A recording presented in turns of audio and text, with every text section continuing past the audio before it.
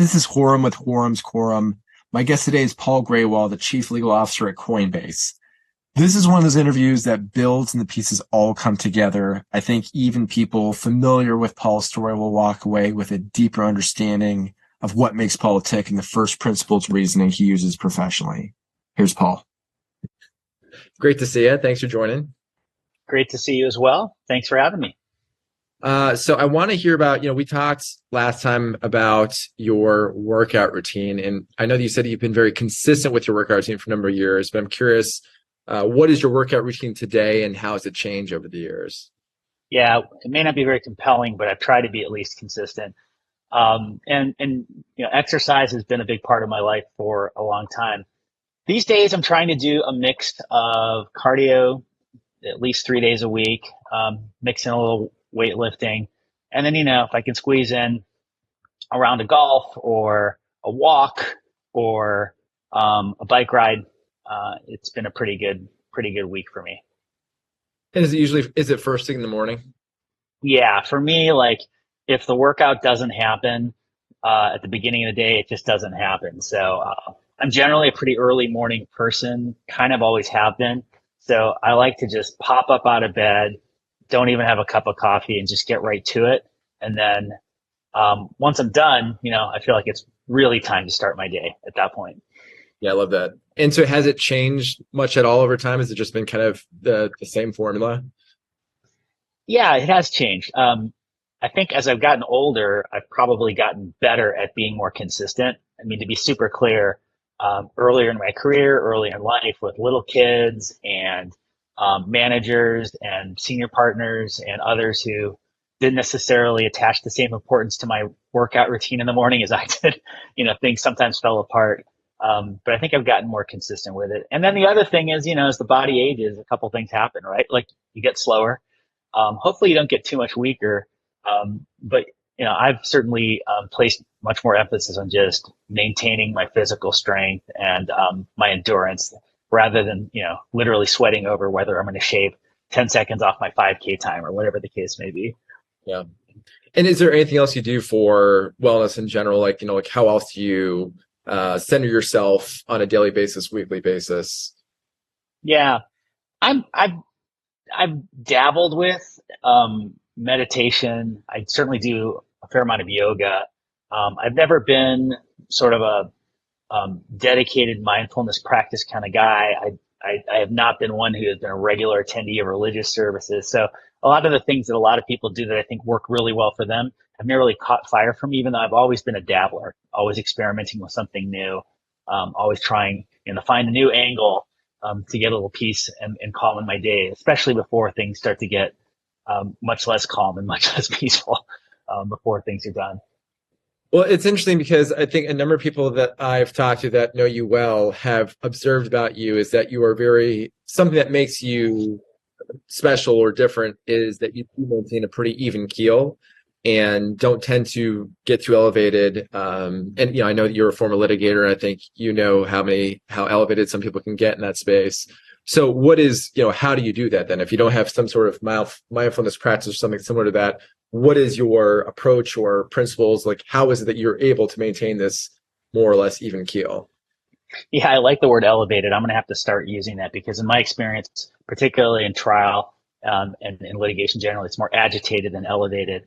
I think for me, it's part of it's just, I think my nature, the way I grew up, the way I've kind of approached things outside of the practice of law. That's probably given me a bit of center and focus. And at the same time, I try to eat right. I try to sleep right. Try to exercise, what we've just talked about, in ways that I think also literally lower the blood pressure, lower the temperature, and hopefully allow me to, focus on what needs to be done rather than how I feel about it. I deal with my feelings later. My first priority in most situations is to figure out what we need to do. Yeah, that's good. I thought that with that in mind, I feel like your story, lots of aspects of your story are well known. I mean, you've got a very substantial social media following. You've done a number of interviews over the years. I think a lot of people know your story in large part. And I thought this would be an opportunity to get into all the other bits of your story that I think are less. Sure. What are the other aspects of your life that have facilitated the decisions that you've made? And so I thought we could maybe talk about that. So maybe we'll start with a contrarian version of your story and start out Sure. with. So maybe the jumping off point is we'll talk about your experience. We can jump around chronologically. I know your clerkships have been important to you. We can double back to those for sure. But let's say you're a law firm partner and you're trying to decide what comes next for you, and then somehow you make a transition that to a magistrate judge. Now, I think a lot of aspects of that have already been told, but what are the aspects do you think are misunderstood or not understood about that move that you made? Well, one thing that I think sometimes gets confused, at least when it comes to my decision to become a magistrate judge in 2010 or so, is that it somehow was part of some grand plan. There was no plan. It certainly wasn't a plan that was grand. At best, I think, Khurram, I had a rough sense, a nagging feeling, an instinct that I would enjoy service as a judge.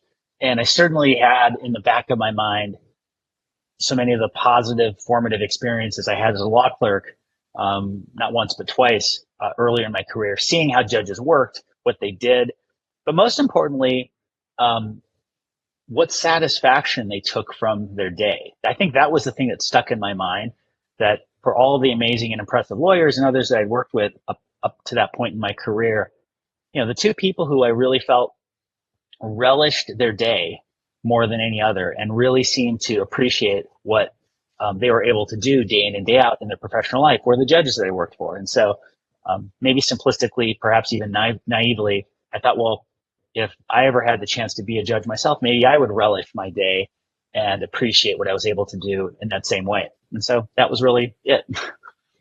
And then, you were definitely had the qualifications to be a district court judge. Why is it that you accepted or went for a magistrate judge role? Because that was the opportunity that was given to me. It was pretty simple.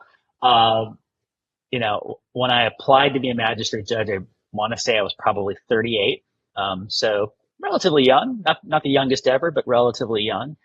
And, for me, what increasingly became attractive about the opportunity was this idea I had in my mind, however imperfectly formed, that I could do something with that opportunity that maybe not a lot of other people had done. I think in a very hierarchical structure like the federal courts, we naturally think about the Supreme Court justices first and foremost. They probably occupy 90-95% of our mind space. They certainly consume 90 or 95% of the conversation and oxygen in any room of lawyers. But in the lower ranks of the judiciary, there are incredibly talented people doing incredibly important work. And just as important, at least from my perspective, given incredible opportunities to be very creative, to do a lot of good for real people in real cases, but also to just expand their professional skill set and have an impact on the world in ways that I think are relatively underappreciated.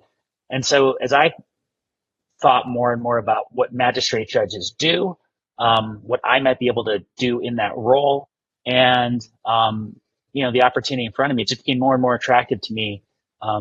And I cared less and less about whether it was sufficiently, high enough or high enough in the hierarchy to warrant, professional praise and command respect that we all, I think, want, even if we're not always all willing to admit it. So, it was really that as much as anything else. And at the same time, at that stage in my personal and professional life, I had done certain things that allowed me the opportunity to change my life, change my family's lifestyle in a way that was significant, going from being, an equity partner in a major law firm to, the lowest ranked junior judge in the federal government, required a bit of, financial and emotional gymnastics as well. And I was ready to do all that. Tell me about that. I think that's really huge. And that's, I think, a major obstacle for a lot of people at every level to make decisions is, being able to handle a drop in comp or a change in status. And so, Yeah. like, how did you plan for that? Like, how did you know that you're set up? How did you know you're equipped to make that work? And what were the tangible things that you did to put yourself in that position? Yeah. So I think, well, let's start with the financial, because in some ways that's more straightforward. That's more mathematical. You know, I, at the point I became a magistrate judge, I had been an equity partner in an Am Law 100 firm. The Howry firm no longer exists, but in its day was, I think, well respected, and certainly was a place where I learned a lot about practicing law. And as a rising partner in those ranks, starting to attract clients, starting to attract really interesting cases, um, you know, I was at a position and a point where, I could afford a mortgage. I could afford private schools for my kids. I was fortunate enough and remain fortunate enough to be married to a working professional. And so that provided a certain amount of flexibility as well. And at the same time, as I think a lot of us struggle with, as the income rises and as the resources grow, so too do our appetites, our tastes, and our preferences. And so one of the things that I think my wife and I were relatively successful at was figuring out what mattered in terms of our cost structure, where we spent our money, and figuring out what didn't, so that we were able to maintain a relatively being the key word here, modest lifestyle that reflected, the way we earned and worked maybe 5 years before or even 10 years before, even though things continued to go better and better for us in our careers. And so with that sort of mental model in mind, it felt less scary for me when I was extended the offer to join the Northern District of California as a magistrate judge to accept it. I was prepared, I think, financially and otherwise, to take the 91% pay cut that was required in order to pursue that opportunity. And at the same time, have a certain amount of confidence that things are going to be just fine. There were plenty of people who did just fine, living on the salary and compensation package of a junior federal judge, especially with a working spouse. And so that helped. And that made it possible for me to have the confidence to take that leap of faith. On the emotional side, though, I actually found it to be a much bigger challenge, because I think a lot of people, when they think of judges, they think immediately of instant respect, instant authority, an ability to sort of literally command a room, right, in ways that are not possible for most people. And that certainly was all true.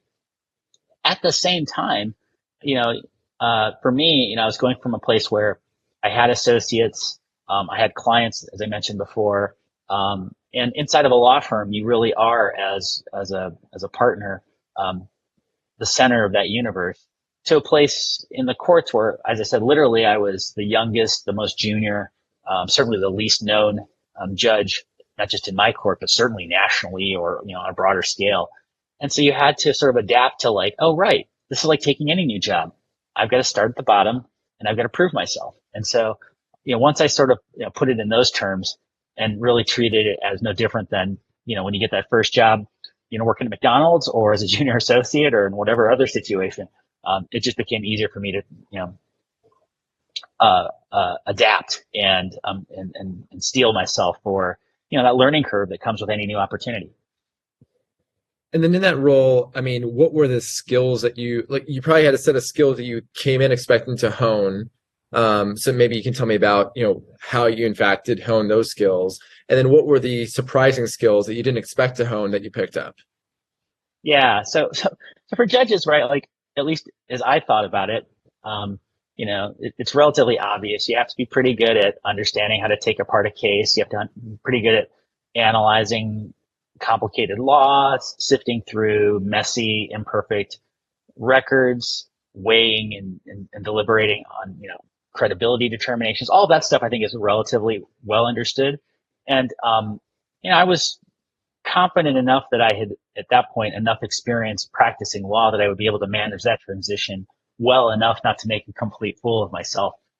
What I think proved to be more challenging in that realm was the fact that, my practice up until that point had been almost exclusively focused on intellectual property disputes, patent trials, trade secret fights, the occasional copyright or open source software license.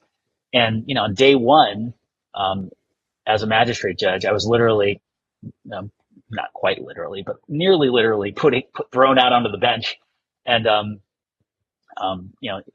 thrown into a criminal law calendar where I had very experienced assistant United States attorneys and equally experienced federal public defenders, all there to do their job and all expecting me to know what the heck I was doing. So there was a lot of learning by doing, and I think importantly, a lot of humility required as to what I didn't know in that setting that I had to embrace in a pretty direct way.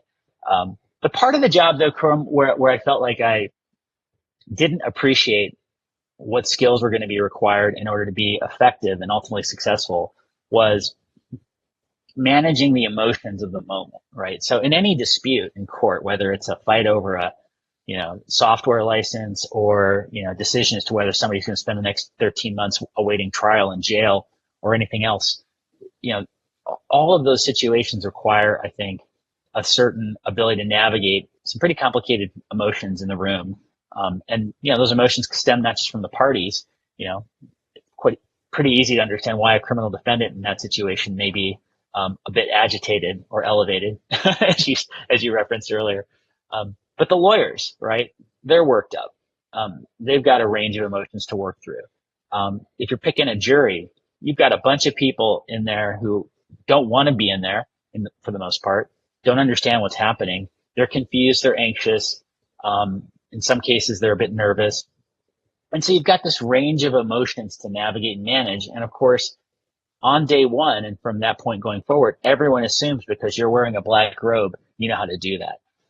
Those skills, I think, were the biggest challenge for me to understand and then begin to start to learn and ultimately, hopefully, master as much as, the hard skills of taking apart a Ninth Circuit or Supreme Court precedent or, resolving conflicting witness testimony.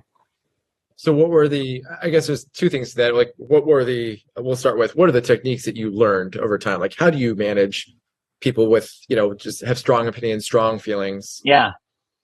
Well, I mentioned one thing I think that is at the root of my approach, at least my intended approach, because I fall short of this ideal every single day. I think you start with humility. I think you start with acknowledging, not just to yourself, although first with yourself, but ultimately to everyone around you, that while you know a bunch of stuff, there's a whole heck of a lot more that you don't know, almost in every case, right? And so I think that was helpful so that everyone understood that whatever their emotional range was at that particular moment in time, I was going through my own range. And so I think it helped to level the playing field in that way. The other thing I think that was very helpful was that, I've never held myself out as the smartest lawyer or the most impressive trial advocate. I've certainly practiced with, against, and had in front of me some of the best, and I'm nowhere near that. I do think that one of the things that I've gotten pretty good at over time is figuring out how to give people the comfort and the confidence that allows them to do their best work. And so whether that's a witness testifying who needs to be calmed, who needs to be assured that they're doing just fine, or in some cases corrected or directed in a way that helps them sort of elevate their performance, whether it's, letting a lawyer know that even though their argument is going nowhere fast, they haven't lost the moment entirely. There's still a chance for them to persuade me or persuade the jury of their position. I think they're just little touches like that help people feel comfortable in their own skin. And that's one of the things I've tried to do. Certainly I tried to do as a judge in the courtroom, but even in my current role and elsewhere, that I think has proven to be relatively effective and allows, as I said, the people around me to be the best at what they're there to do, which ultimately obviously benefits everyone. Well, I think the interesting balance that sounds like you're striking is humility with confidence, because you also have to show, like, hey, there's a reason why you should be tuning into me, because I will help you here.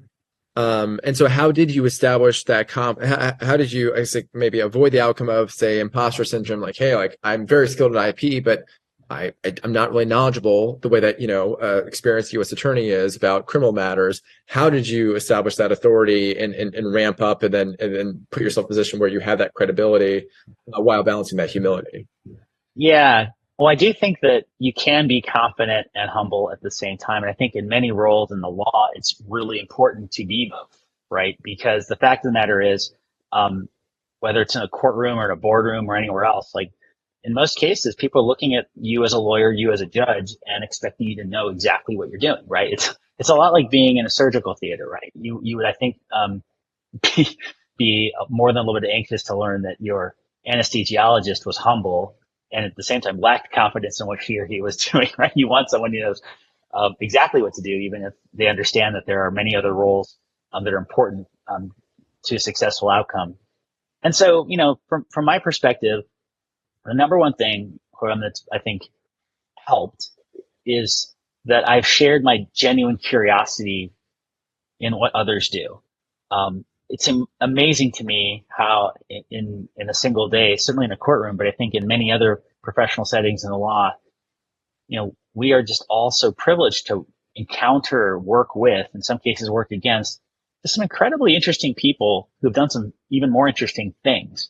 And I think that even if you have a almost no basic or baseline understanding of what it is that a trust in estates lawyer does, or why it is that an agent for the FBI pursued an investigation in a certain way, if you have a genuine curiosity and a drive to want to learn more about what they do and why they made the choices that they make, and then you express and share and communicate that genuine curiosity and enthusiasm for their work and their path. In my experience, most people most of the time respond very positively to that. Yeah, I like that. Tell me about, on the bench, you observed a lot of advocacy. What was a piece of skillful advocacy you observed? The number one thing that I observe that I think too few trial lawyers appreciate is that almost always the most important questions or the most important arguments are the questions or arguments that you didn't make or didn't pose. I think of great advocacy as ultimately about curation, right? And, when I think of great curation, I think of painters or I think of musicians who are always thinking about what strokes or notes to drop or to, exclude entirely from their body of work or their piece of work. And I think for advocates in the courtroom, certainly, the very best, we're almost minimalist by nature, right? They figured out the 2 or 3 things they needed to ask or the 1 or 2 arguments they needed to make and then left a whole lot more on the cutting room floor. That was something I saw that and continue to see that is very consistent among the greats. I like that. So then tell me some more about, again, with this notion that we're building out the hidden story of Paul Grewal, the things that people haven't heard about. Because I think, plenty of people have heard about your move that I think excited, surprised, wowed a lot of people from the bench through Facebook. So tell me about the things that people don't appreciate about that move. Well, one thing maybe that is not easy to appreciate is that I really love being a judge. And so I think a lot of us, when we make career changes in whatever form, right, are moving away from something we don't like or running from something that is bringing us stress or anxiety or just unhappiness. And in my case, that just was not true. I hope that I was able to communicate effectively day in and day out when I was on the bench that I really just loved the day to day. I loved being in the courtroom. I loved the characters that find their way into a federal courthouse day in and day out. I loved the fact that I had no real idea what I would be working on over the course of the day, just given sort of the random and tumultuous nature of most court cases. All of that was fantastic. I certainly loved the relationship I had with my fellow judges. I most of all loved and adored the relationship I had with my law clerk. So it was a heady, wonderful experience. And so it might be quite understandable or reasonable to think, well, then why would you leave? And how could it be that you were so happy and yet you were willing to give it all up? And I think for me, it was, this was now 2016. I'd been serving as a U.S. magistrate judge for nearly 6 years at that point. Not nearly as long as many, but long enough to understand the basics of the job and to have done a lot of interesting things in that job. So that I felt like, there were other professional opportunities that I wanted to pursue and other professional skills I wanted to acquire and develop. At that point in time, I had probably written, I don't know, a couple hundred published opinions. I was very fortunate that in the Northern District of California, where I serve, magistrate judges have the opportunity to try civil cases if both sides of a case consent to the magistrate judge's jurisdiction. And I don't know, I think I was able to do something like 30, 35 civil jury trials in nearly 6 years, which was a pretty heady clip. And so, had that experience, I think, to the degree that I had hoped for. And, at the same time, when I learned about the experience at Facebook, when I was introduced to the team there and came to understand that what they really wanted at that point in time was someone who understood the court, understood courtroom advocacy. They wanted someone to run litigation who had seen a lot of different cases and worked on a wide range of issues. And of course, you have nothing, if not a diverse docket of cases, when you sit as a magistrate judge or a trial judge of any type in any federal court. It all just kind of made sense to me. And so, as someone who was never afraid to, zig and zag in my career path, it felt like an opportunity that I would very much enjoy and would regret if I didn't take. And then the other thing I would say is that, again, coming back to, an earlier theme you were exploring, I had to sort of at that point ask whether I could once again start as, if not as a junior person, a new person in a very, complicated organization. Facebook was stuffed with super smart, super talented people. And, no one was going to call me Judge Grewal when I walked around the campus in Menlo Park. And, although one or two did, for the most part, I was just Paul from building 20 or 23. And, I had my badge like everybody else. I rode my bicycle and locked it in the bike rack in front of, the main campus entrance, just like every other employee. And so, fortunately, having, made that transition at least once or twice earlier in my career, that wasn't the big deal that it might have been for some other people. I was very comfortable, leaving a role at that point where everybody stood when I entered the room, everybody laughed at every joke I made on the bench. 50% of the people who left my courtroom thought I was wise and, and brilliant, even if the other half thought I was the opposite. I was just at that point very comfortable in my own skin and quite willing to make yet another change because I thought I would grow in a different direction. I think when you stop growing, you stop living. And so that was really as much as anything what motivated my move to Facebook. Were there other roles that had the same profile? And so there was, what was the tiebreaker that made you go to Facebook? Well, I hadn't really considered any other role, certainly seriously at that point. For me, it was all the things I mentioned about the opportunity, but also the fact that I had an instinct, even if I couldn't quite have predicted how much this would turn out to be true, that the company was about to enter a very different phase of life. At that point in 2016, Facebook still largely basked in the glow of, our adoration for all things tech. And there was still, I think, a perhaps naive view that most of the things tech did most of the time were, in pursuit of human progress and that tech was a force for good.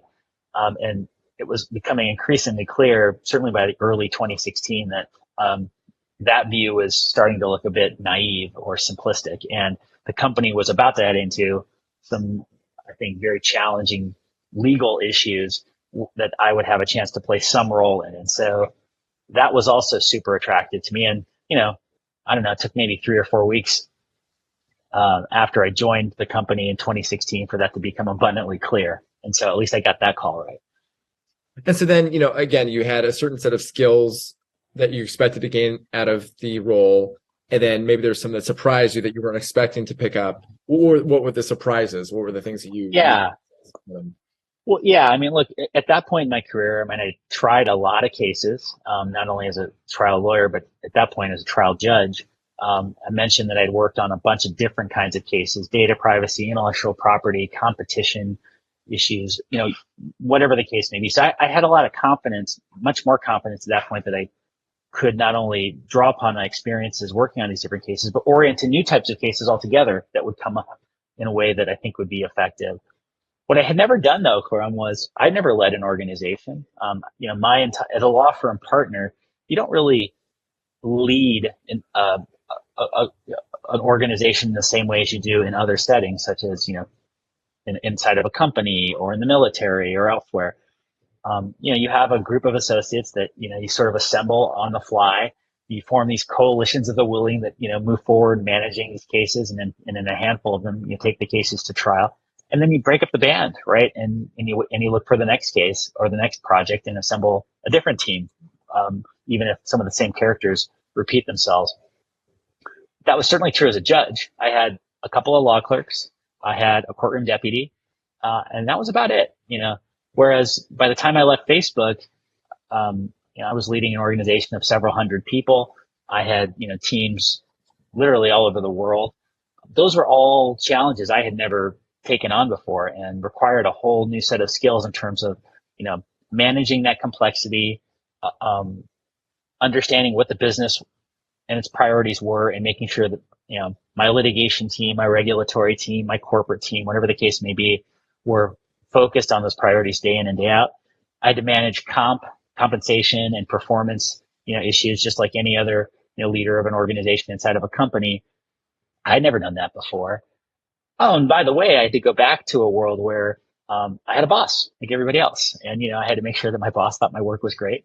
As a judge, you kind of have a boss in the form of the chief judge of your court. Maybe you can think of the appellate court, courts as supervising your work. But at the end of the day, you really don't have anybody who really tells you what to do or cares beyond a certain point how you do it.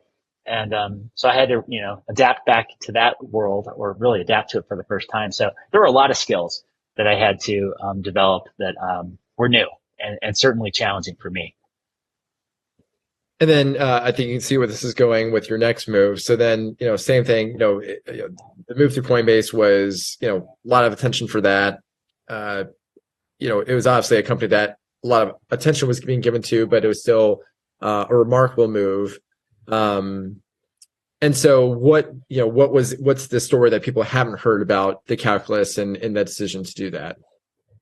Well, look, I think one thing that was very consistent in my move to Coinbase with my move to the court, and even in my progress in my firm life before that, was I've always been a huge believer, Horam, that, when the opportunity comes, when the ball crosses the plate and it's time to swing, you better be ready and you better not miss.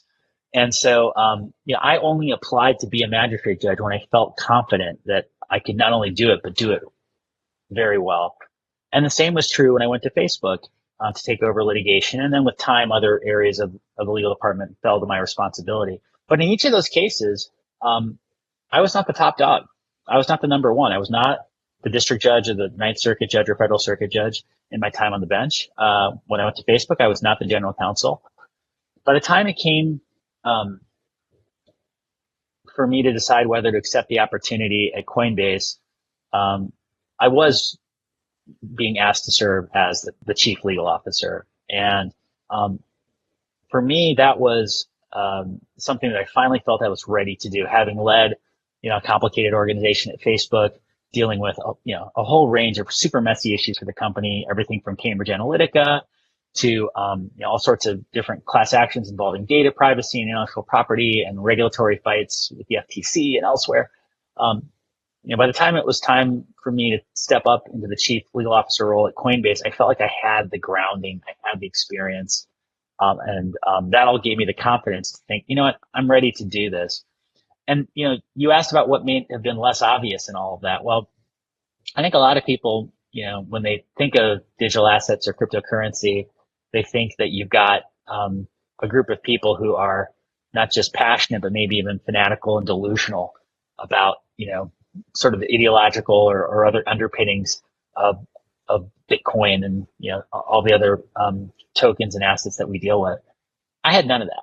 I had read the white paper. In fact, the first time I believe I read the Satoshi white paper, which laid out the thesis for Bitcoin, was when I was an MJ on the bench, and I was asked to review a Rule 41 search warrant from an FBI agent looking to seize some Bitcoin in an investigation. And this was back in like 2012, maybe even 2011. It was early days, but I had not immersed myself in that universe, and I was not, yearning to be a part of a movement or a revolution. I wanted to help some very smart and good people do some interesting and important things. And I had a sense once again that this company, like my last company, was about to enter a very different phase of legal life. And I've just been a huge believer as a lawyer that it certainly is never a bad thing, and I think can often be a huge catalyst and accelerant in a legal career to put yourself in positions where the major questions, the major fights, the major opportunities of the organization are all grounded in law. Because at that point in time, you will be not only an important part of the work, an important voice in the conversation. You're also going to be, I think, uniquely positioned to assume leadership. And that was essentially how I thought about Coinbase in 2020. And once again, my vague instincts that the company was about to enter a huge number of really messy fights turned out to be pretty true. At least if you look at my to-do list this morning in 2023. Well, doubling back to Facebook, so decision to join there. So there, I mean, I think your role now, the role of resolving regulatory issues seems to be essential to the business. Like, so your role is, the overlap between product and your role is huge. That seems to be less the case at your role at Facebook. And so what made you take the leap to Facebook, knowing that IP issues weren't at the centerpiece of the organization? What made you think that you're going to skill up and level up from that move? Aside from the company's trajectory, what made you think that function was good for you?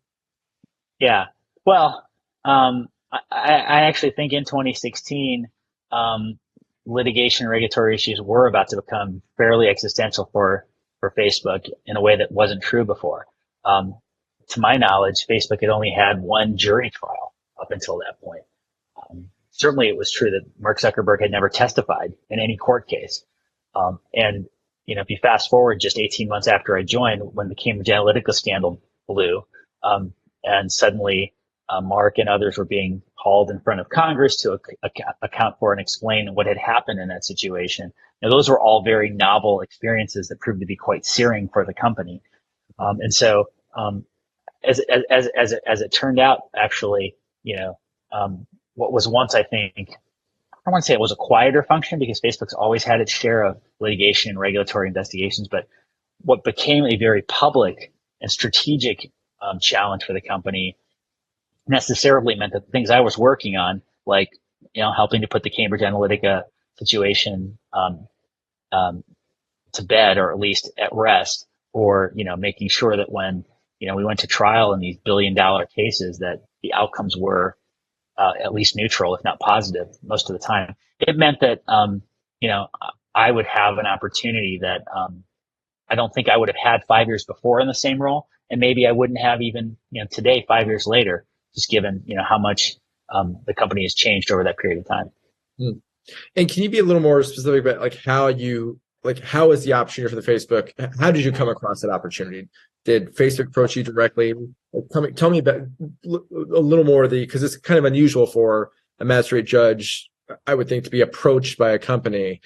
Tell me some more how that happened. Yeah, it's pretty unusual.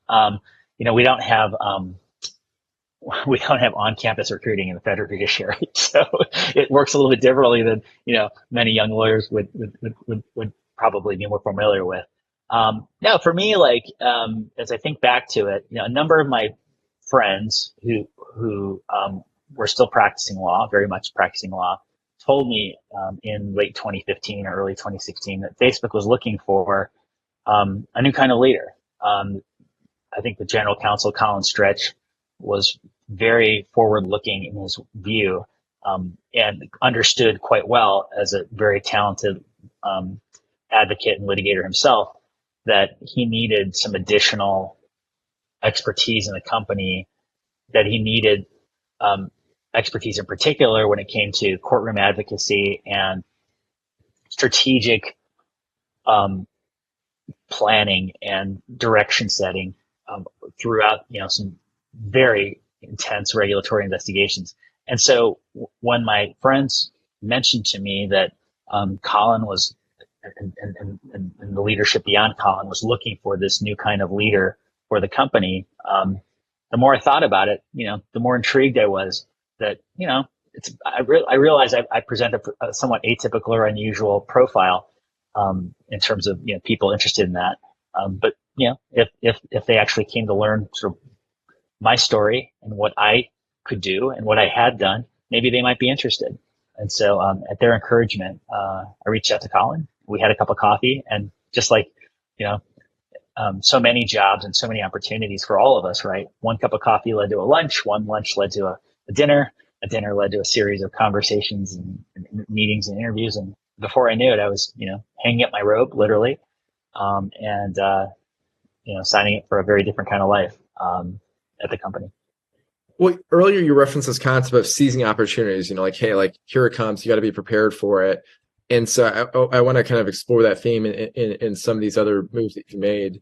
And so there, let's say with your friends, how do they know to come to you with that? Had you told your friends, hey, by the way, I'm open to other opportunities, or, was there something you messaged in that way? Not like waving a flag saying, I need to get hired, or whatever, because you said you were happy. Tell me how people need to tell you about this. Yeah. I mean, I think it was really not much more complicated than a conversation or two in which, my friends basically said, you seem very happy, Paul. You seem to enjoy the public service life. Obviously there were further potential opportunities within the judiciary available. And yet, it seems like in a strange way, everything you've been doing up until this point in your career is exactly what Facebook is looking for or could benefit from in this new role. And so, I can't say that like immediately I thought, oh my gosh, yes, this is the next, thing I need to go do. I tend to be much more, circumspect or incremental. And so I said, yeah, I'll have a cup of coffee. Let me hear more about it. And it just sort of built upon that, as opposed to, maybe for some people, like there are grand revelations, like, Moses coming on down from the mountain with the tablets, about sort of what they want to do or need to do next in their professional or personal life. That just not been my experience. It's been much more about, seeing something that catches my eye, learning more, and then thinking through. And this is also something that I've weighed very heavily, is the upside of the new opportunity, whatever it may be, not just incrementally better than what I have right now, but does it possess the potential to be 2, 3, 10x better, however you define it, and according to whatever metrics you use, in a way that makes it worth taking that leap of faith and risking that it doesn't work out, and that you're not only much more happy, but happier at all, and God forbid, much less happy. So I think you have to think about, at least I've always tried to think about, like, are there those big leaps, are those big increases, however you define it, available, or at least potentially available, in a way that makes it worth pursuing. And then, with the move to Coinbase, how did that opportunity? There's the opportunity. There's you. How did those two converge? Yeah. So Coinbase was, again, like, I know a lot of people talk about how, they are tapped on the shoulder, or someone whispered that, people are interested. like my process was much more pedestrian and mundane. I got a call from a recruiter, just like everybody else. Um, and at that point in time, Coinbase was still a private company. I think we had maybe 500 employees. We now have something like 3,500, and we are publicly listed. We have been for several years. It was a smaller, more chaotic place, and yet, I think by 2020, it was clear, at least to me, that cryptocurrency and digital assets were not going away. They were not some fad or fraud that would just sort of disappear as quickly as they appeared. But this was for real. That there were real opportunities with this technology, and real markets to build and develop, and yet there were also very real challenges that were largely rooted or grounded in law, that could benefit from someone who had spent a lot of time in the courtroom, but had at this point in time now managed some very complex litigation, or rather investigations, for a major tech company, and critically who had at that point in time learned and understood how to navigate the corporate world, how to marshal resources inside of a large, complicated organization where lots of other people want and need resources for what they're there to accomplish. How to exercise influence and even maybe power on occasion with no real explicit authority. These are skills and talents that I think are also critical to success. And having learned a certain amount about how to do all of those things inside of Facebook, I think there was an opportunity for me to really apply those lessons in a pretty significant way at Coinbase, given that Coinbase at that point in time was less than 10 years old, was a generation or two earlier in its development than say Facebook was, and so it made a lot of sense.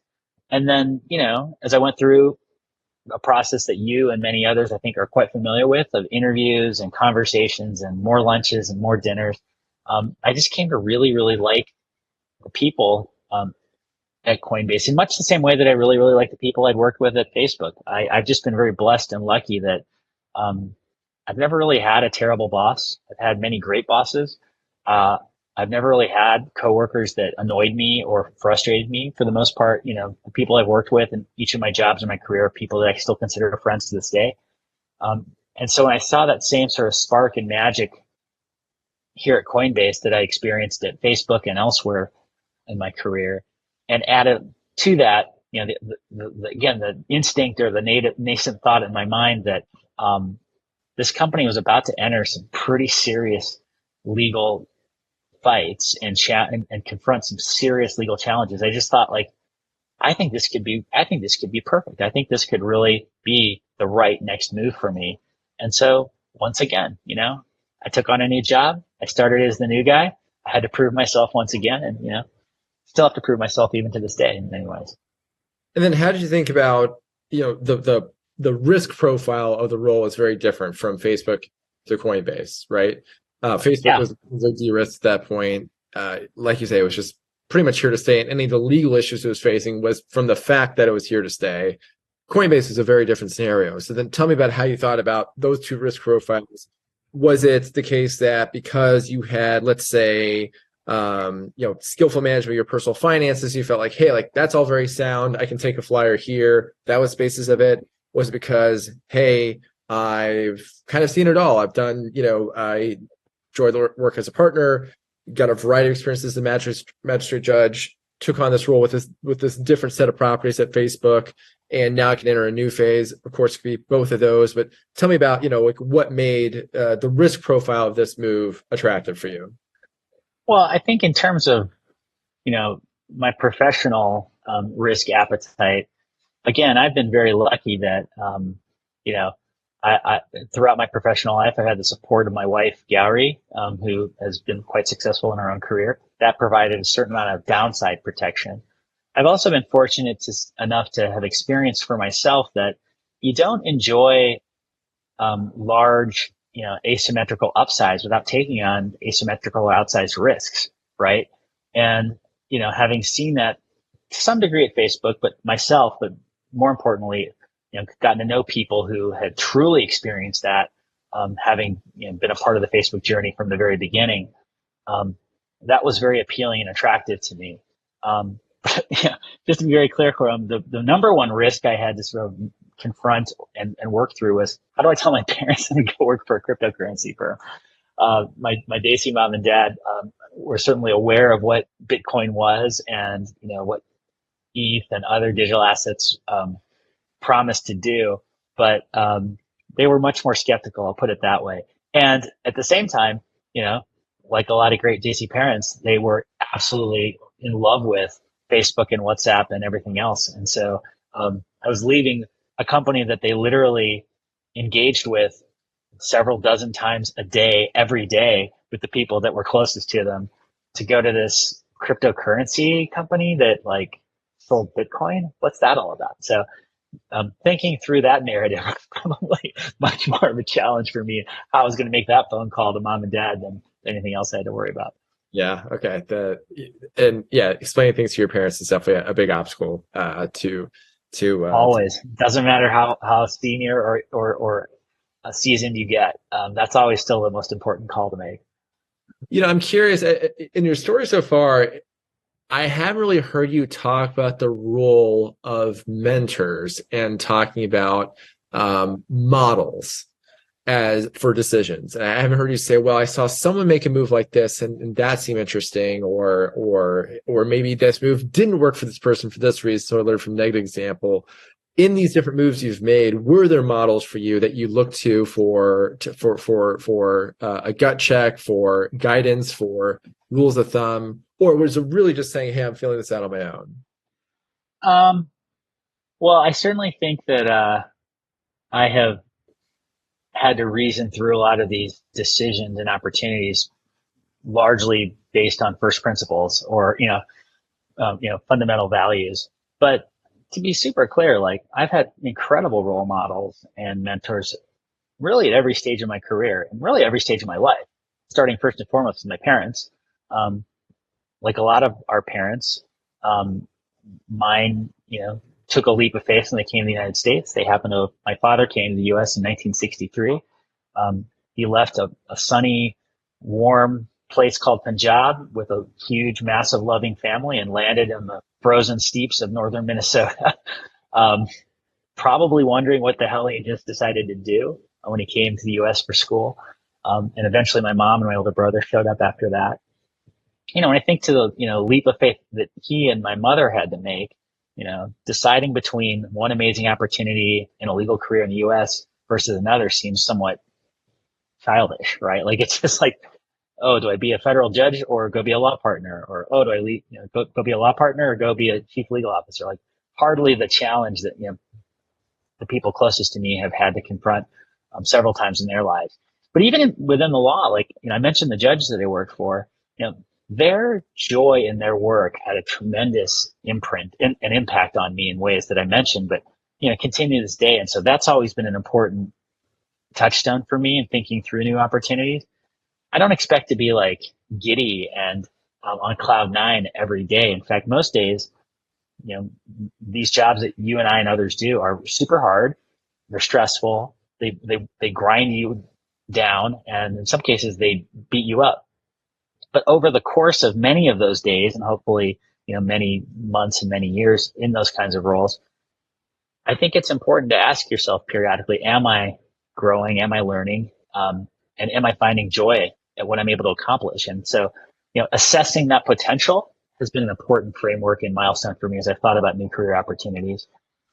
And then, I think another thing that really helps is I've tried to never assume or presume, Coram, that I get another day or another week or another year in the future to reassess or reconsider, a choice that I have. I don't want to say that I'm a complete fatalist, but even when I was a much younger person, I've always had this nagging sense that, like, there's just a bus on a street corner waiting to run me over, or, a change in circumstance in my life that comes in another way that could mean that I don't get to do this anymore. And so I try not to, take for granted that I have these opportunities. And so if something catches my eye or intrigues me, I'm going to go do it, even if it means I'm going to stumble and bumble along the way. Well, it's totally fair that, compared to, say, your parents, the magnitude of the decision they're making in the different outcomes, it pales in comparison to the privileged position of this great opportunity, this great opportunity. But in the position of having those opportunities, how did you look to any other guideposts? Did you see like other decisions, like say, I'm thinking particularly for the move from Facebook to Coinbase, Yeah.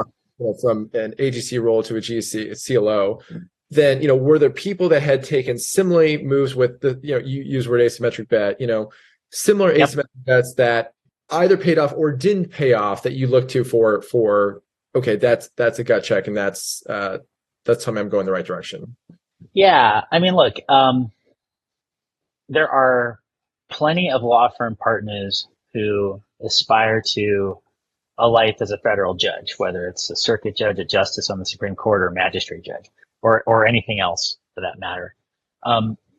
And so that was not all that hard to sort of understand. And it was very easy for me to picture myself following that very tried and true path. What was, I think, much harder was identifying role models in terms of judges who had left the bench, not just at, the peak of their careers, but, really in the heart of their careers. And, had gone not back to a law firm where, you largely sat in a corner office and gave advice about what, your former court did, or you did mediation, but, as a working professional inside of a corporation where, you're subject to performance reviews and bonus assessments like everybody else. There are a handful of judges who have done that, but certainly very few who had done that by going into tech, which was something I was particularly interested in. And then, leaving what I think some charitably call big tech to go to what was still then a startup, a private company in a very controversial, complicated space like cryptocurrency. Yeah, there weren't a lot of people, I think, who necessarily did that, at least in the way that I did. And so, yeah, I really had to sort of reason a lot of this out on my own. And, again, applying some pretty simple, maybe even too simple, standards. Am I excited by this? Is this something that I will look back on in 3 or 5 or 10 or 20 years and be proud of the work that I've done, regardless of how it turns out? And then the other thing for me, Haram, has always just been like, the lawyers, especially who I've admired more than any other, have typically tended to be the ones who have engaged the law in a number of different ways over the course of their career. While I've respected the heck out of the lawyer who goes to a fancy law school or not so fancy law school, joins a law firm as a summer associate, and 32 years later gets a gold watch, that was never what I wanted to do. I always wanted to be one of those people who was able to climb different mountains and engage with the law, which I've always loved, but in different ways, and be successful to some degree in each of those circumstances. So that was always, like, for me, what defined success. And so that's been useful in sort of sorting through different opportunities at different points in my career, because, the fact that I'd been successful at something for 5 or 10 years before didn't really weigh very much in my calculus. You mentioned that you love the practice of law. You love, these angles of your approach. Is it possible to have a rewarding legal career and not love law? Yeah. I mean, I think you and I probably know, between the two of us, dozens, hundreds, thousands of people who, from the outside or on the surface are, enjoying all kinds of rewards from the practice of law, financial rewards, rewards in terms of prestige, rewards in terms of knowing what it is you're supposed to be doing on any given day, right? Like, law allows you to sort of compartmentalize what it is you're there to do and avoid having to sort of, start each day or each week or whatever, figuring all that out. And yet, are they happy? Or even if they're happy enough, are they as happy as they could be? Was their work meaningful? Did they actually accomplish things that mattered?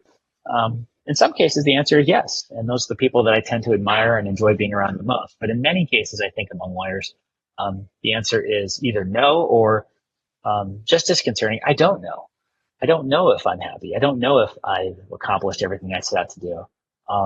And so, yeah, I always wanted to be one of those lawyers who look back with no regrets. And, we've talked a lot about my successes, and I I'm grateful that you have focused on a number of them, but I've stumbled and fallen in many different ways. You mentioned, the judgeship that I had as a magistrate judge. Well, what we didn't talk about is I was at one point considered for a district judgeship and had my, proposed nomination pulled, at the very last minute. That was devastating to me. It was embarrassing to me. And yet I had to pull myself back up.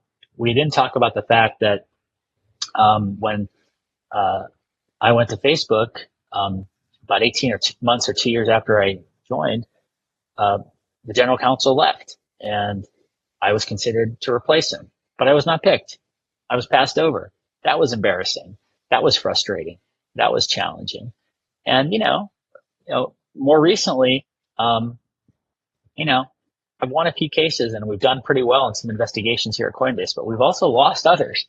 And I've had, to make the difficult call to our CEO or to our board and explain that things were not going well or that we had not succeeded in the way that they had hoped for and frankly expected. So, I'm stumbling along the way as much as anyone. And yet, I don't really ultimately care very much that I failed. I think I would care much more at the end of my professional life if I had never tried to do some of these different things. That's the regret I'm most afraid of at the end of my career. And so that's the regret I try to optimize against to the degree it's within my control. Yeah, I think that is worth commenting on because I feel like I've definitely known a number of equity partners over the years who, talking about, some entrepreneurial move that they've observed, maybe me, maybe in someone else, and said, "Oh, I thought about doing that at one point. I would like to do that, but they're just." I don't even know if it's necessarily financial in golden handcuffs related, but they're just so tied to that identity of that one path they're on. And I think it's much more that I honestly do. For some cases, for some people, it may just be like they've got a certain lifestyle they need to continue to finance, and they're worried about their ability to do that in the short or medium term if they pursue a more entrepreneurial opportunity. But in most cases, at least among the lawyers that I spend the most time with, it's much more about their identity. I've been not just a lawyer, but a senior lawyer or a partner in this organization for a very long time. And with that comes a certain status, with that comes a certain amount of deference. But most importantly, with that comes is a certain amount of defined purpose. You know what you're there to do. And it can be very scary to go from a world in which you know exactly what you have to do in order to be viewed as successful to a world where like you don't even know what it is like you're aiming for. I mean, that's the life of most entrepreneurs I know, or even people who pursue new opportunities where they have to learn that landscape all over again. I think it's that fear as much as anything that holds too many lawyers back. And I'm not immune from that or immune to that, but I hope that more and more people who practice law come to understand that it's a huge wide world out there. There's so much interesting stuff happening. And as inspired and impressive as the practice of law can be, it just barely scratches the surface in terms of all the other things that, talented people can do in this world if they just set their mind to it. And tell me about, with risk taking, in your experience, it sounds like my impression of you and is that you are definitely, if there's a spectrum of risk taking, you're definitely much more on the risk taking side. And I'm curious, do you think that is something just like it's just innate, someone's disposition, just the way that some people are inclined to be in the outdoors or whatever, just some people just happen to be drawn to that or whatever, or drawn to the arts or something like that. Of course, with any of this, of course, it can be cultivated, but we can say, largely speaking, some people are just more driven in a certain way, and just that's how it is. Like, do you think that risk thing is a cultural issue that can be mitigated, or is it just inherent in people, and just some people like you take risks and some people don't? I think this is what you're ultimately asking about is the classic nature versus nurture debate, and I do think that there is a certain nature that defines or describes, I think, certainly among lawyers, those that are more willing to take risks or more willing to adopt a new sort of view of their professional life and their set of professional opportunities.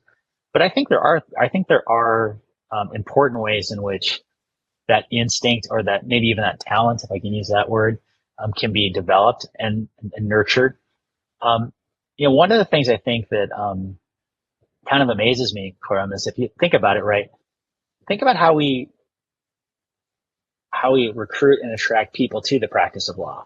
If you look at the sort of amazing range of experiences and interests that defines, the entering class of every law school I'm aware of, right? And the fact that we encourage and really prioritize a wide range of diverse interests in selecting, members of any given entering law school class. And then what happens over the course of the next 3 years, right? We sort of chip away at and winnow and beat down all the ways in which all these different people are special, and ultimately churn out, a very similar profile, for the most part, of a finished law student product. And then from there, it only gets worse, right? Think about like what an entering class of associates looks like at any major law firm. Incredible range of interests, incredibly diverse talents, and we sort of define what it means to be successful and accomplished in a way that sort of standardizes that in ways that looks very different, when you finally get to the very small number of them who make partner or build successful practices inside the firm. So I do think that resisting that wherever possible is important. I think that having a bit of perspective and understanding our history is also something you can nurture that will, I think, lead to a greater appetite for risk or a greater appreciation that, the choices that most of us in the practice of law have to make, are really, choices that are extremely similar and really don't vary very much in terms of risk or potential downside.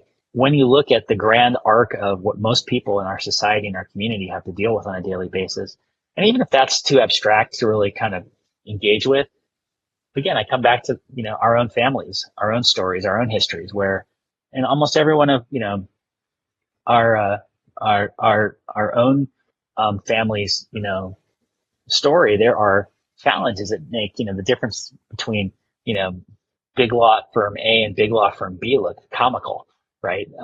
These are not, life altering choices. So I just think having an understanding of history and appreciation is also something that's really, really important. When you talk about risk, it seems to me that you've been taking risk with these career leaps. It's kind of this all-in risk that you take necessarily every time you do this.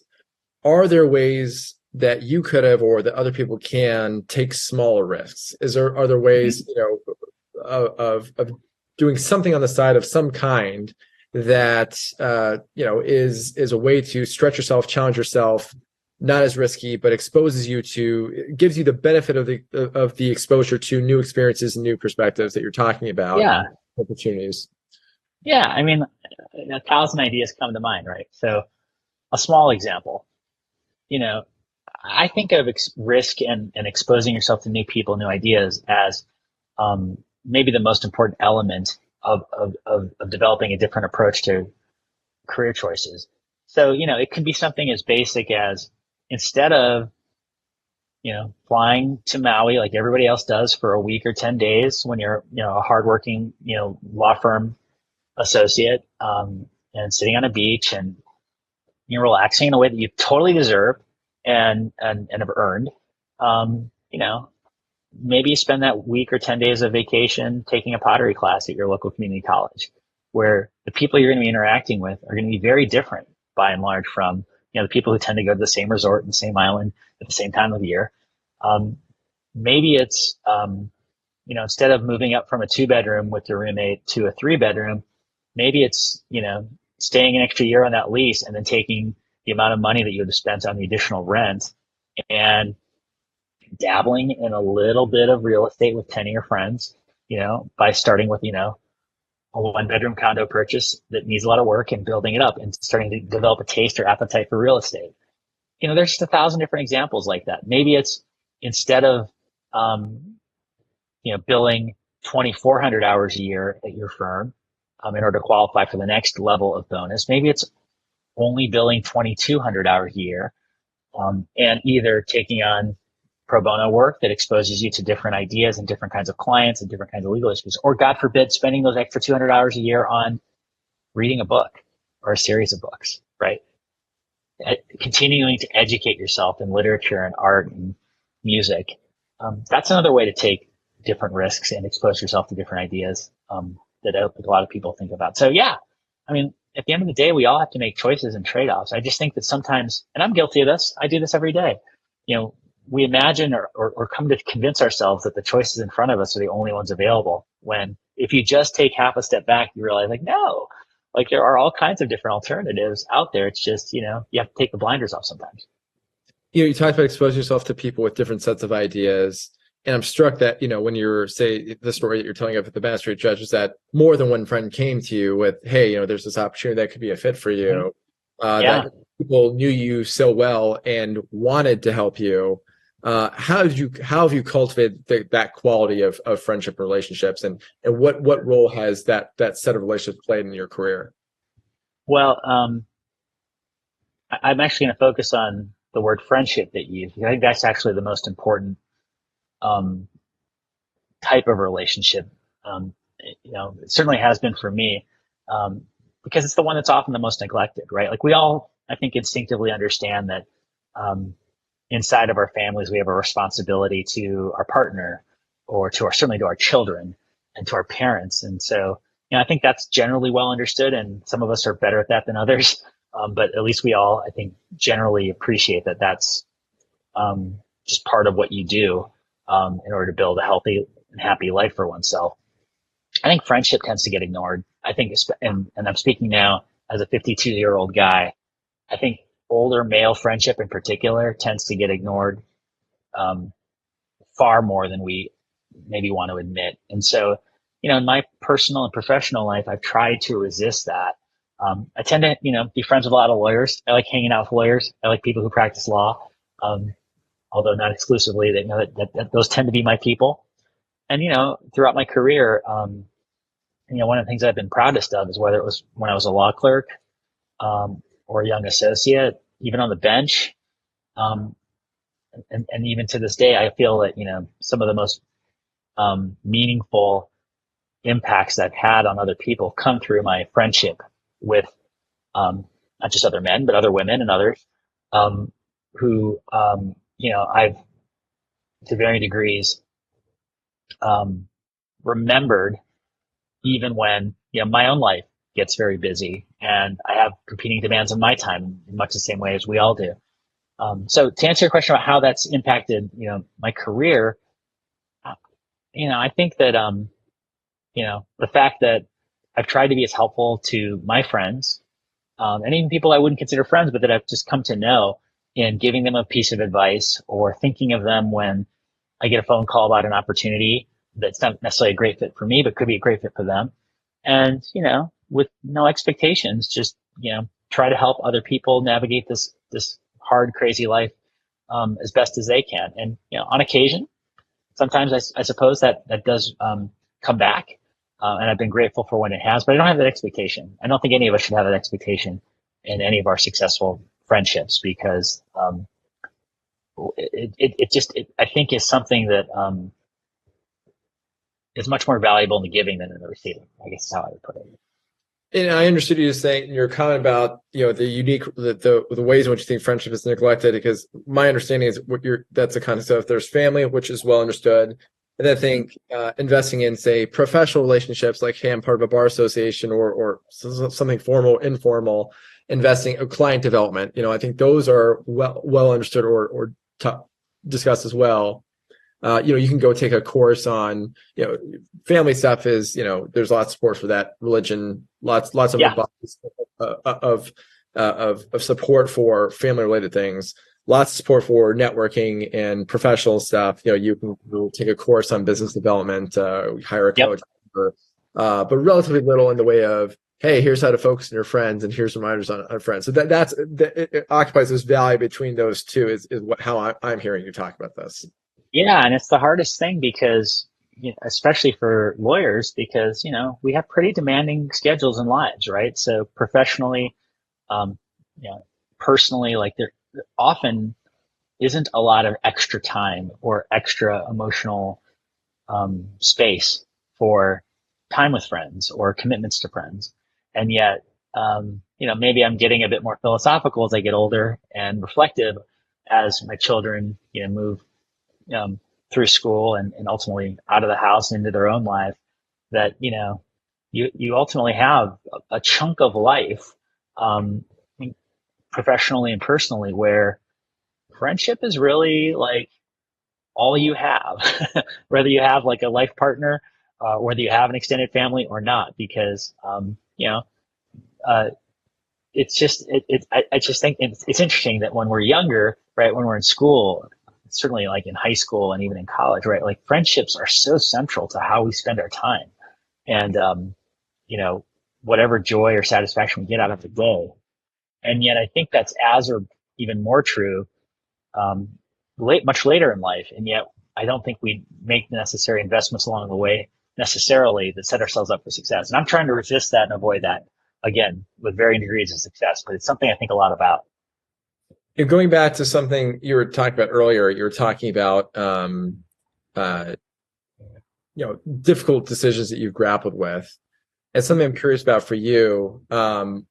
What was a decision that you made that you're not sure you got right? There's a decision you made, you said, I could have gone one way, could have gone another. I went this way, but I'm not sure I made the right call. Yeah. I'll start with a professional example. I don't know for sure from whether um, it was quote unquote the right call or the best call that I made when I left the bench in 2016. In large part because I was so happy doing that work, and there just was a unique satisfaction in seeing the tangible results of my labor day in and day out. Right, I could see individual parties in my courtroom, and these weren't like the big fancy tech companies or others that a lot of people associate with my time on the bench. These are just regular people in court for either the first time or the 100th time. And, when I made a decision and it was the right decision, it was incredibly gratifying to see that look on their face. And, would that satisfaction have only increased or grown had I stayed on the bench? I don't know. And, would that have ultimately been more meaningful to me than whatever else I've been able to accomplish, since I left the court at Facebook or here at Coinbase? I don't know. So, um, I think that will always be an open question, but, I don't tend to be someone who dwells on it, only because like in many ways, those are unknowable questions, right? The answers are never going to be completely revealed. And fortunately for me, there are many other things I have been able to accomplish instead that would not have been possible had I stayed in that role. A personal example that I think a lot about is that, when I grew up in the Midwest in the 70s and 80s, I grew up in a very small town in Northeast Ohio, a place I'm very proud to be from. I felt compelled that I had to go away for school. And then even though I returned briefly at the start of my legal career to clerk for a judge, I felt I had to move to California to pursue my professional dreams. And, a part of me thinks a lot about, the implications of that decision on, the ways I've been able to spend time with my family and, the connections I felt to my local community as, as I've essentially been living this immigrant life in California now for 20 plus years. I've never really felt at home here. So I think a lot about, those choices, as well. And yet, I think if you dwell on them too long, I think it's important to be reflective, but I think if you dwell on them, you ultimately end up right where you started, having traveled in a big, large circle, because, there's really no way to know the answer to it. And I think, it's just much more productive and satisfying to think about what you've been able to do and accomplish that wouldn't have been possible had you not made that choice. Well, it's funny because last time I saw you, we were at a conference and you're in like workout gear. You're the chief legal officer of there's a tech company with a major regulatory component, just so the bleeding edge of tech and financial issues. And so it's very funny to me to hear you say that you feel out of place in California. So tell me some more about that. Well, I've been now living here in California for roughly 25 years. I've lived here longer than I've lived anywhere else. And yet, like I think a lot of immigrants feel, even though you may have spent decades in a place, if you're not of that place and from that place, you sometimes feel a bit like an interloper or a visitor or an outsider in some way. And that's as true for me here in the Silicon Valley as anyone else. I appreciate that I present in a way that suggests I have overcome, those obstacles. But, in my heart of hearts, I'm still a little Indian kid growing up in a small town in Ohio, rooting for the Cleveland Browns and finding no greater joy than, Friday nights at our local pizza place after a Little League baseball game. That's still how I think of myself and what I see of myself when I look in the mirror every morning. It's not, some guy trying to solve the world's cryptocurrency problems or fight the latest tech fight as a chief legal officer. Well, so you've met my wife a couple of times, and she's got a question for you that I think is good. And sure. So she says, well, look, you're in California at this, this crypto company. There's got to be something that's woo-woo about the guy. There's something woo-woo about him. So what is it? What's the most woo-woo thing about you? I don't know. I hate to disappoint her. I'm a pretty dull guy in many ways. I don't know. I suppose it's a little off base for me that,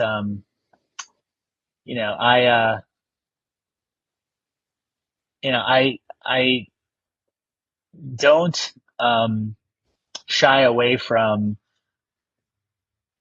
the darker corners of the internet in terms of, in my professional job, especially in cryptocurrency, I have to spend a lot of time on Twitter. I have to spend a lot of time on Discord. I have to spend a lot of time in subreddits. And as many of your listeners will know, those portals can take you to some very crazy, dark places, particularly in terms of conspiracy theories and, all kinds of rank speculation about who's running the world and what's the secret government behind the government. And well, I've never really subscribe to many of those theories. I am drawn to a good conspiracy theory. So maybe that's something I can confess on this podcast that not a lot of people would guess about me. What's a conspiracy theory you can't shake? Oh gosh. Well, I've always been interested in the idea that extraterrestrial life exists, and that our government has had a strong interest in managing that narrative for its own purposes. Now, I don't necessarily believe that there are, skeletons or specimens of little green men in the desert in New Mexico. There were some recent congressional hearings about this that I found fascinating. But do I believe that extraterrestrial life exists? Absolutely. And would it surprise me or shock me to learn that if there was, contact with that extraterrestrial life, that one or more world governments would being incented or inclined to try to cabin or limit, our understanding or knowledge of that? No, I wouldn't be. So maybe that's something I'm a little woo-woo about. Yeah, that is interesting because I'm fully blind to all the premises that you just laid out there. My only question is, is there, obviously by definition, if anybody is hiding something, by definition, you don't know what's being hidden from you. Sure. But, of course, over time, some things leak out, right? Some things leak out of some kind. Things that once secret are no longer secret. The Tuskegee experiment, these kinds of things were once secrets, and then, Sure. But I feel like there's just this using this, say, physics or chemistry metaphor of an equilibrium, where if something is just, if there's such a strong density of something on one side and a vacuum on the other side, it's gonna find its way out, right? If there's something that's so potent, it's just too powerful a thing to keep hidden. There's just too much incentive for any individual to break from that because there's such a huge payoff to that.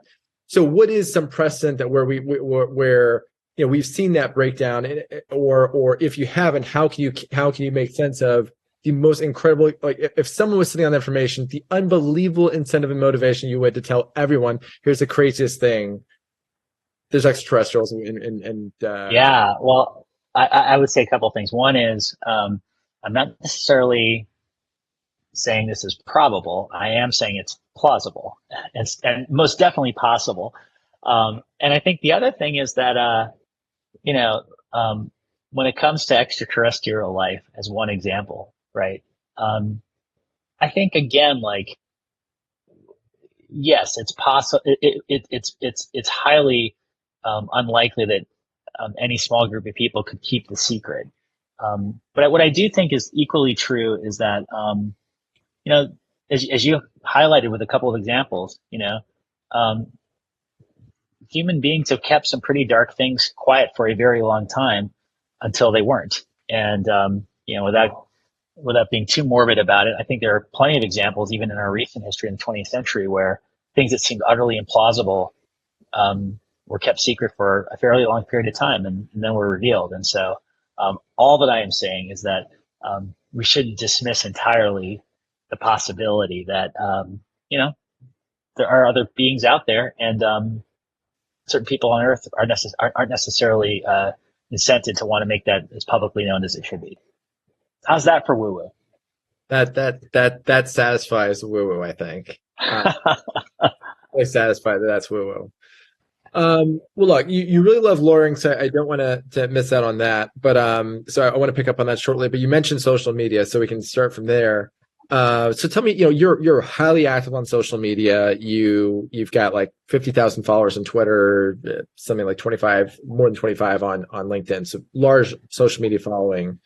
And that's, I think, probably you were active on social media before you joined Coinbase, but certainly I think it exploded as a result of that. So tell me about, I think so many lawyers are very averse to being active on social media, particularly I think somebody who, I think another lawyer who's in a company that faces such regulatory scrutiny might be even more averse to having a public face and just, making sure that every minutiae is adequately messaged and lawyered. So tell me about, I know risk has been a running theme, and so maybe that's a simple answer. But tell me about the decision to be so active on social media, and what does it do for you? What do you get out of it? Well, my appetite and interest in social media goes back well before my time here at Coinbase. I, after all, did work for a social media company of some repute for several years, immediately before I came over to this company. But even before Facebook, when I was a sitting judge in a federal district court, I was on social media. I had a modest Twitter account. I was certainly posting a lot on Facebook itself, and elsewhere. And it was largely because I was just, again, curious and interested in how these new technologies could reach different audiences and allow you to have a different kind of voice than maybe was possible just before that.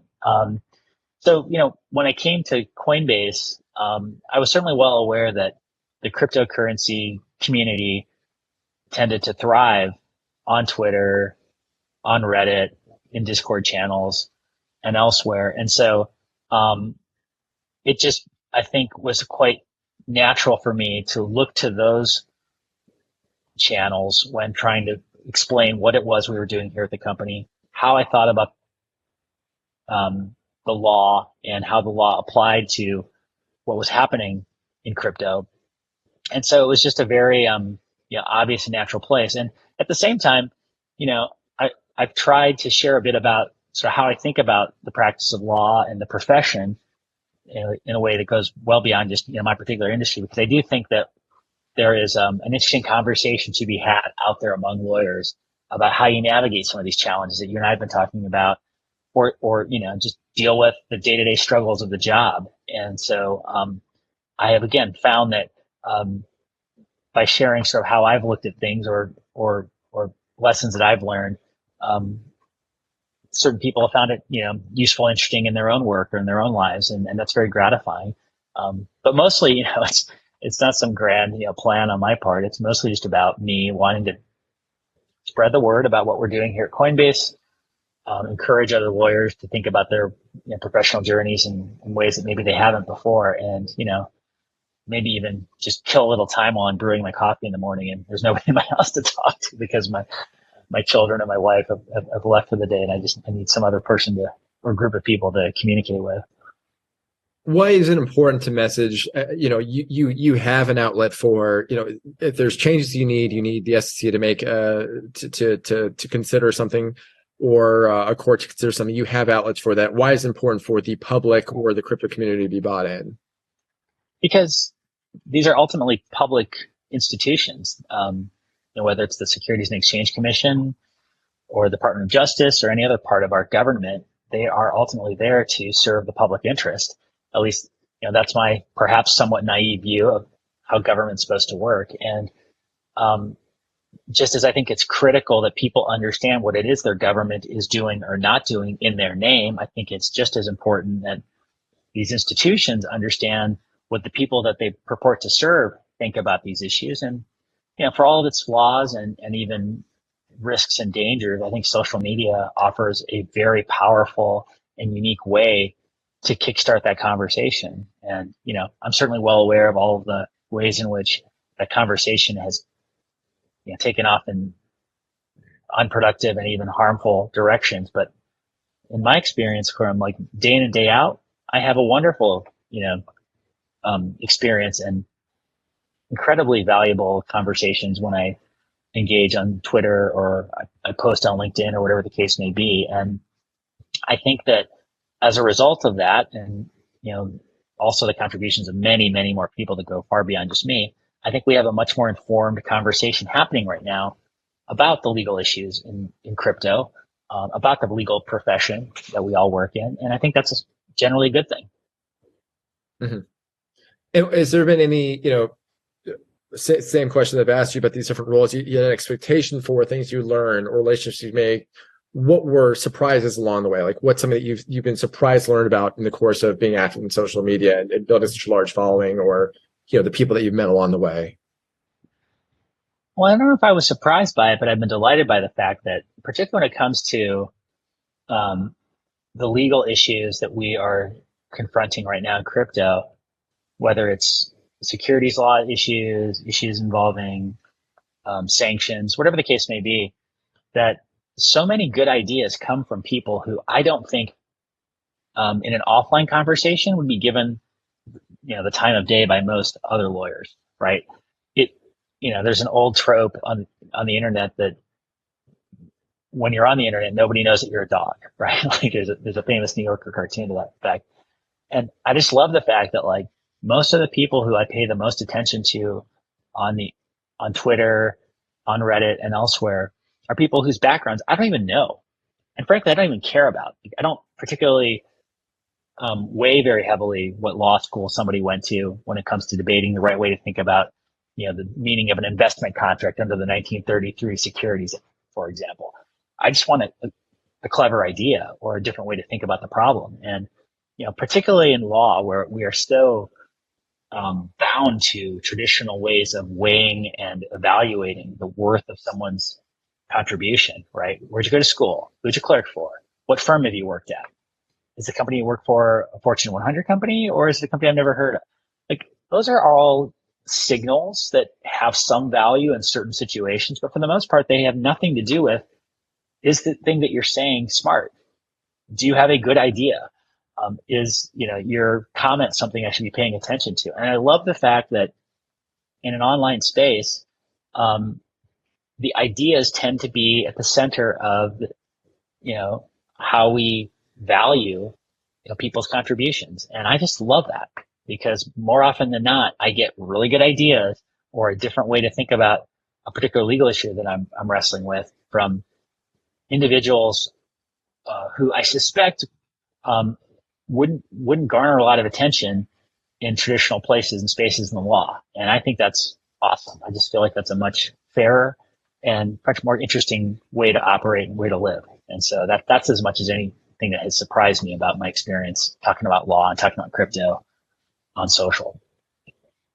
Are there groups of lawyers, or are there niches of lawyers, or all lawyers, what are reasons to become more active on social media for most lawyers? You're in a unique position. There's a key benefit to messaging around these topics. These topics are these topics are at the bleeding edge. They're changing. They're relevant to a lot of people. And so maybe you're in a very distinct position, and then also the chief legal officer. But so short of that unique set of circumstances, does it make sense for more people to be involved in social media? Is there a profile in your mind of the kind of person who should be more active on social media? Well, I'm not one to tell anybody else what to do or how to do it. I will say that, the first rule I generally I try to apply when I think about how I communicate with others, whether it's on social media or anywhere else, is do I have something interesting to actually to say, right? Like I'm sort of one of my pet peeves about lawyers um,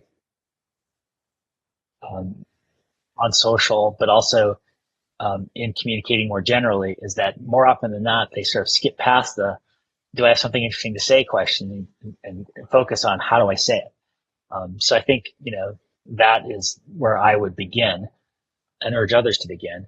And then I think that at the same time, and this touches, upon something I was saying earlier, I think sometimes as lawyers, we presume that what we know or what we do is utterly uninteresting to anyone other than ourselves. Um, and the fact of the matter is, there's something interesting happening in just about every lawyer I know's lives every day. And the only question is, how can you package it and present it in a way that's compelling and interesting to others, even if they have no idea what it is you do or how you do it, right? So that's the piece I think that sometimes people miss, right? It's they either presume that it's interesting to everyone, or they don't take even a brief moment to think about how do I present and frame this in a way that is compelling. And I think the best way to do that is something, again, that you and I talked about earlier, which is, when we were talking earlier about the best trial lawyers and what makes them so effective in court, and a key element of their toolkit being curation and deciding what not to say and what not to argue. I think that's just as true for social. Less is generally more. And I think a lot of lawyers, too many lawyers, when they try to engage with social, try to accomplish too much or say more than they have to, instead of just really focusing on what it is that is compelling and interesting in whatever it is that they do. I think also it sounds like the story of Coinbase and what it's looking to do is essential. And I think, of course, it's been common or maybe not common, but valued among high performing tech companies are companies where founders are have a clear message. And so I think that's something that Paul Graham has underscored for a number of years. Is the storytelling component, and Coinbase and others are I think influenced by Paul Graham in that way, or in that sphere of influence. So tell me about lawyers, of course, litigators are natural storytellers, but in the course of being at this this cutting edge company that's got a story to tell, in flexing your muscles on social media, what is it about storytelling that you've learned? What are storytelling principles that you've learned? Oh gosh, I think that a couple of things have just become clearer to me, over time. And this is true whether it's a LinkedIn post. This is true whether it's a closing argument in a federal district court trial or anything in between. I think the most important elements of a great story are the people, the characters. It's less about what they do or even how they do it, and much more about who they are, and ultimately why they have made the choices that they've made. And again, this doesn't have to be some, great piece of literature that we're talking about. This could literally be 4 lines in a tweet. I think focusing on the people generally tends to make for a much better story than anything else. I think another element of storytelling that's super important is to try not to accomplish too much. Again, focusing on the notion of curation. There doesn't have to be a grand unifying point or theory necessarily to a great story, but there does have to be a point. And so I think sometimes people who struggle with storytelling overlook the fact that you should be able to answer the question. So what is the point? Whether it's about a tweet, a novel, or anything else that you might compose. And I suppose one other, element of storytelling that I try to focus on is, am I offering something new or fresh?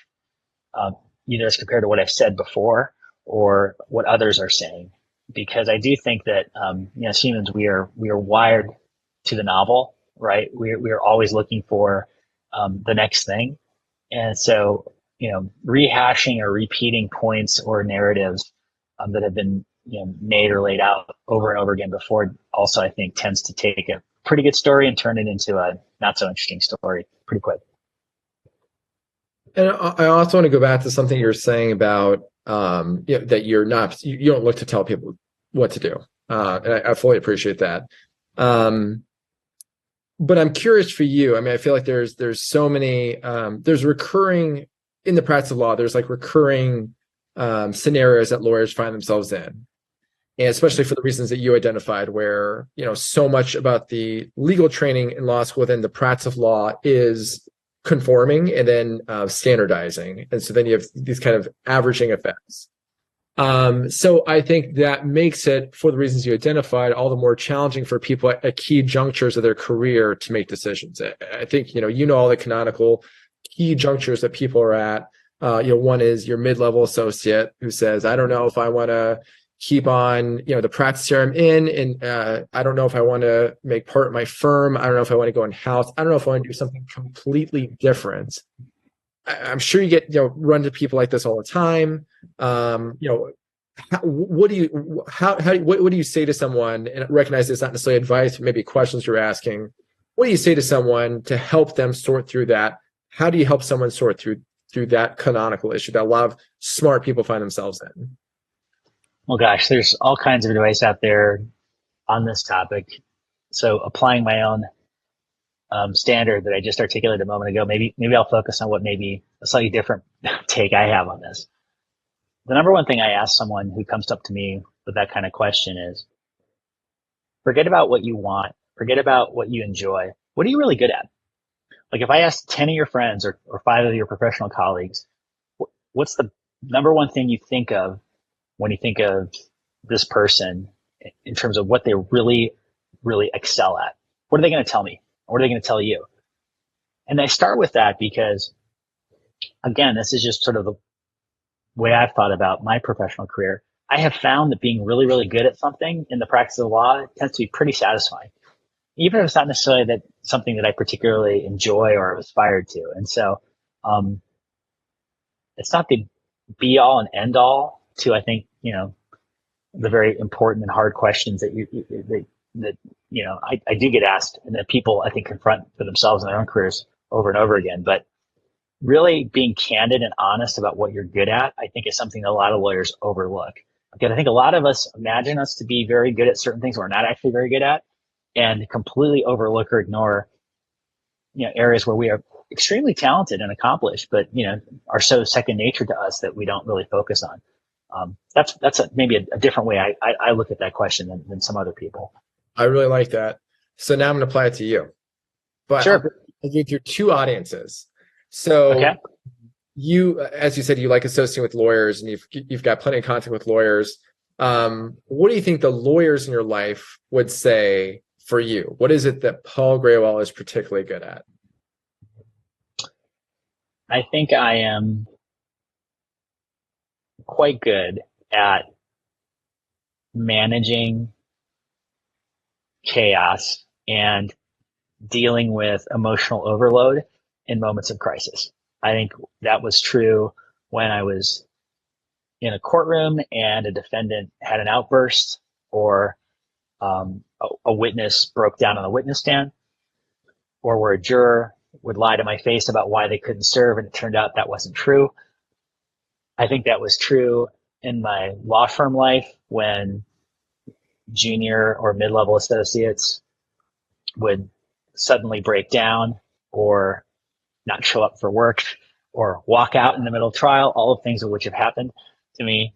I certainly think that's true in my current role at Coinbase, where as the chief legal officer, every single day, I am confronted with some completely out of left field crisis, either at the company or in the industry as a whole. And, my first instinct is to pause, to figure out what needs to be done, as we talked about earlier, and to focus on the here and now and deal with the emotional aftermath, only after we resolve the situation or put something to rest. I think those experiences, that talent is probably what I'm best at relative to my peers, as much as, my ability to write, my ability to speak, my ability to think about legal issues, that sort of thing.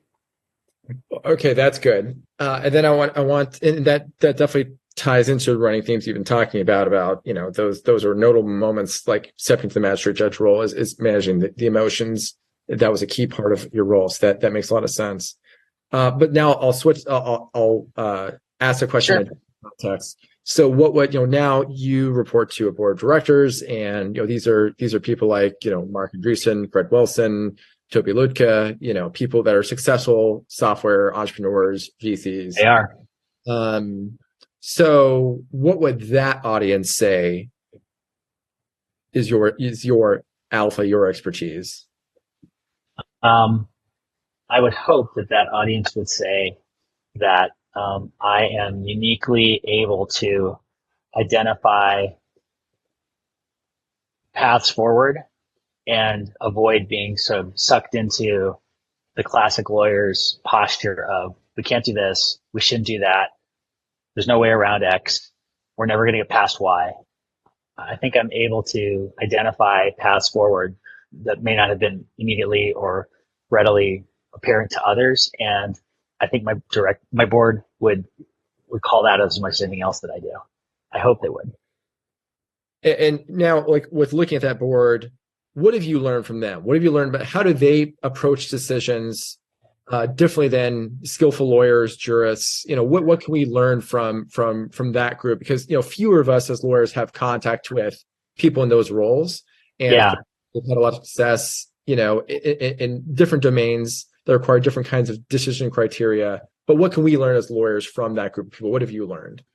Yeah, the self-made founder tech billionaire is definitely a species that I have much more familiarity with than I ever would have guessed when I graduated from law school in 1996.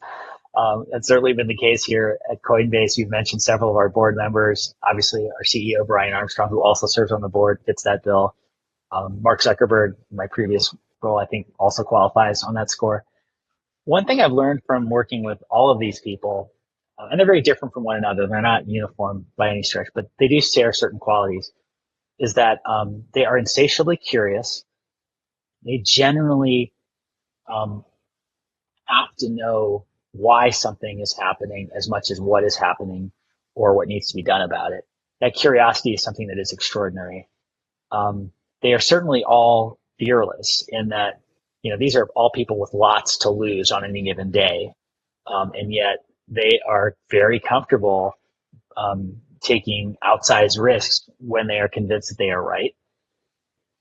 And then the last thing I will say is, I think that a lot of people have a somewhat stereotypical image of that type of successful person as being rapacious or indifferent and even hostile to the people around them or the people who are impacted by what they do. And that just hasn't been my experience. Over and over again, I have been impressed that, the people that I've worked with who sort of fit that bill that you just described really do care deeply about the wider world and what kind of world they're going to leave behind when they leave. And, I can appreciate there may be some skepticism around that. And these are not saints by any stretch. They're just as human as the rest of us. But there is I think a genuine, not just interest, but commitment to, figuring out a way to do interesting things in this life and leave the world a better place that I don't think always gets understood when we look at these captains of industry making these grand decisions that impact billions of people. So that's something I've seen. I'm trying to trace, with all the things that you've learned so far, I'm trying to trace, there's these data points for, what makes Paul make a move? What is it that Paul is looking to level up on? And I think extrapolating from here, you're already you're in the chief legal officer role at a company that's had a lot of success financially, and and that's benefited you personally. And so I think that dimension seems pretty sound. You're working on cutting edge legal issues. It'd be hard to imagine someone that would be more at the forefront of public disputes with a regulatory body and trying to be on the side of what you think is right. So it'd be hard to top that. It'd be hard to top what company could give you more challenging legal objectives to obtain, or compensate you or reward you in some way, more significantly for that. So I feel like that'd be hard to top. So it's got to be something else, right? And so maybe obviously would be like flexibility. Maybe you worked as hard as you Sure. can. suspect that's not true. You're a very spry 51-year-old. So no, I don't. 52 as of yet. 52 as of the day before yesterday, just to be clear. Yeah. Turn it off. Okay. So it can't be that. So I wonder if the answer is, maybe it's something along the lines of impact. So that, I think that's the thing. If there's anything that seems like close to regret, if you want to put it that way, it's, looking back and saying, what would a life in the judiciary been? Because, the range of impact you could have on society is very stark. So it could be something that generates a lot of impact. I don't have an answer, so I'm not gonna speculate. But I'll ask you this instead. I've observed that there's certain GCs, chief legal officers, or even law firm partners who have had a lot of success in what they do, but then taken on these non-legal roles. So I saw recently Jason Kwan of OpenAI moved into the chief strategy officer role at OpenAI. And then you've got Gordon Moody, who just moved into the chief product officer of Harvey, a legal AI startup. Brad Smith at Microsoft, former GC, is now the president. There are, I think, many examples like that for sure.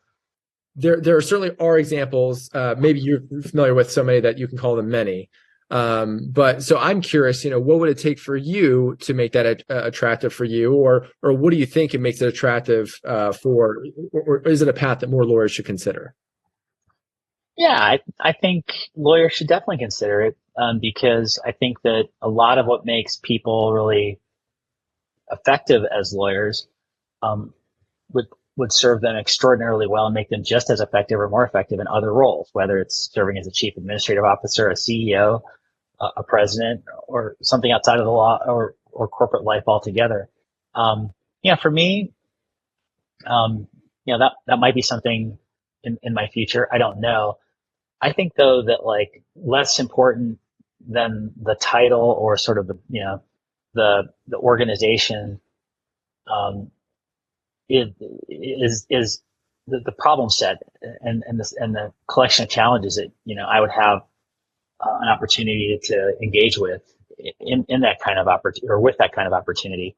I just think that one of the things that I really am proud of as a member of the legal profession, and I think a lot of lawyers are really, really excellent at, is dealing with uncertainty, orienting to problems where there is no obvious answer, being able to reason from first principles. I just think these are all tremendously valuable skills that lawyers develop each and every day, no matter what kind of practice you have, and they could serve them very well in other roles that go well beyond the law. So, I do think though that to be successful in that type of different opportunity, any lawyer would have to, again, be willing to shed their own skin a little bit,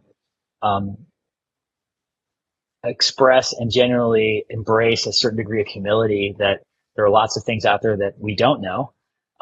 And also just sort of, be excited by the fact that you're doing something very different from what you've done before, as opposed to being intimidated by it or turned off by it. I think, if you have sort of that mix of perspectives and attitudes, I think as a lawyer, you could do very well in any of the other roles. And of course, we haven't even talked about all the things outside of, as I said, corporate life, where I think lawyers bring a lot of unique experiences and attributes that could lead to some amazing success. It'd be hard to think of a better point to stop at than that. I feel like that's a really good summary of themes in your life and in your career. So, that's a great place to stop right there. Awesome. Well, Paul, thanks for taking the time. Happy belated birthday. Thank you. I appreciate it, Horm. This was a fun conversation. I appreciate your having me on. I've enjoyed it.